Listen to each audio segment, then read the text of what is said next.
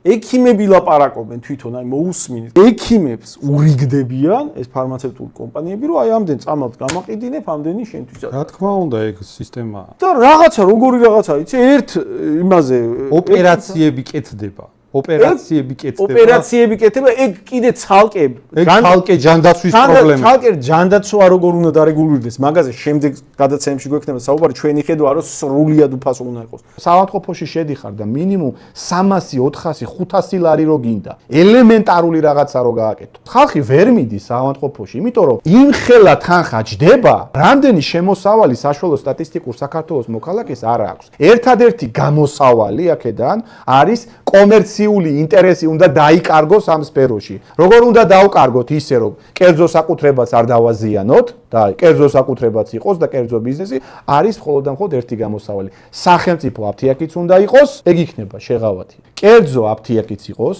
ჩვენ ხელს არ ვუშლით, კერძო საავადმყოფოც იყოს, ჩვენ ხელს არ ვუშლით, მაგრამ იყოს სახელმწიფო აფთიაქი, იყოს სახელმწიფო საავადმყოფოც, სადაც მხოლოდ სახელმწიფო საავადმყოფოში დაუფინანსდება პაციენტს მისი კურნალობას და პროფილაქტიკაც. კონსერვატორების საქართველოსთვის